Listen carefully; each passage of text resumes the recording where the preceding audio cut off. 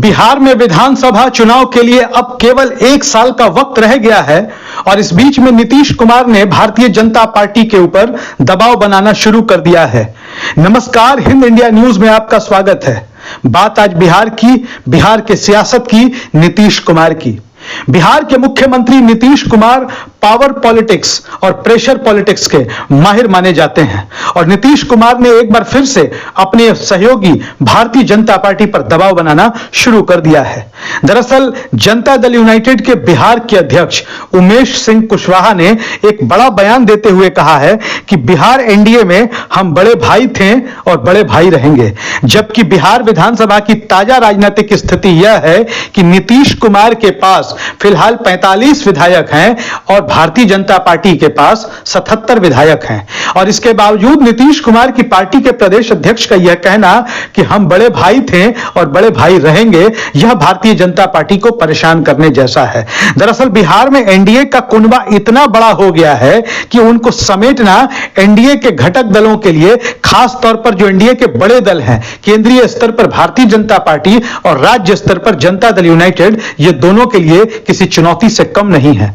Bharatiya Janata party और Janata Dal United Bihar में NDA के सबसे बड़े पार्टनर तो हैं ही, इन सबके अलावा चिराग पासवान की पार्टी लोक जनशक्ति पार्टी रामविलास है, पूर्व मुख्यमंत्री और केंद्रीय मंत्री जीतन राम मांझी की पार्टी हिंदुस्तानी अवाम मोर्चा सेकुलर है। इन सबके अलावा चर्चा है कि पूर्व मंत्री मुकेश सहनी की पार्टी वीआईपी भी एनडीए का हिस्सा बन सकती है और इन सबके बीच भारतीय जनता पार्टी के लिए इन तमाम दलों को समायोजित करना टेढ़ी खीर साबित हो सकती है। और इस बीच में नीतीश कुमार की पार्टी ने अपना राग अलापना शुरू कर दिया है, वही राग जिसके लिए नीतीश कुमार और उनकी पार्टी हमेशा से जाने जाते रहे हैं। आपको बता दें कि चुनाव से तय समय से 1 साल पहले से दबाव की राजनीति शुरू हुई है।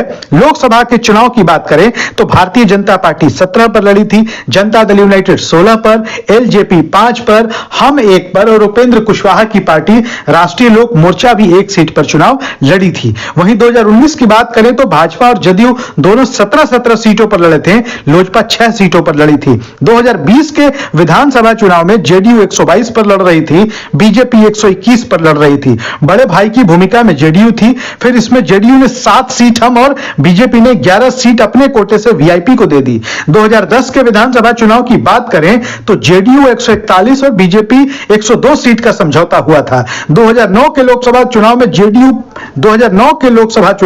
जेडीयू 25 और बीजेपी 15 पर लड़ी थी। ऐसा नहीं है कि जनता दल यूनाइटेड शुरू से ही बड़े भाई की भूमिका में है। जब समता पार्टी और बीजेपी का गठबंधन हुआ था तब झारखंड बिहार एक में था और उस समय बीजेपी की भूमिका बड़े भाई की थी। 1996, 1998, 1999 में बीजेपी ही बड़ा भाई रहा। 2000 में जब समझौता हुआ था तब भी बीजेपी बड़े भाई की भूमिका में रहा। लेकिन नीतीश कुमार ने अपने सियासी चतुराई से, हम कह सकते हैं कि भारतीय जनता पार्टी को बिहार में लगातार समेटने की कोशिश की और यह कोशिश उनकी आज भी जारी है। और जो तरीका नीतीश कुमार की पार्टी हमेशा से अपनाती रही है, हर बार परिस्थितियां एक जैसी नहीं रहती। इस बार भी परिस्थिति वैसी नहीं है। एक तरफ बिहार में तेजस्वी यादव बहुत तेजी के साथ आगे बढ़ रहे हैं तो वहीं प्रशांत किशोर भी जिस तरीके की पॉलिटिक्स कर रहे हैं, इस बार उनको भी बिहार विधानसभा चुनाव में पूरी तरीके से खारिज नहीं किया जा सकता। यह तय है कि प्रशांत किशोर भी इस बार के बिहार विधानसभा के चुनाव में एक फैक्टर तो जरूर रहेंगे। लेकिन नीतीश कुमार की प्रेशर पॉलिटिक्स का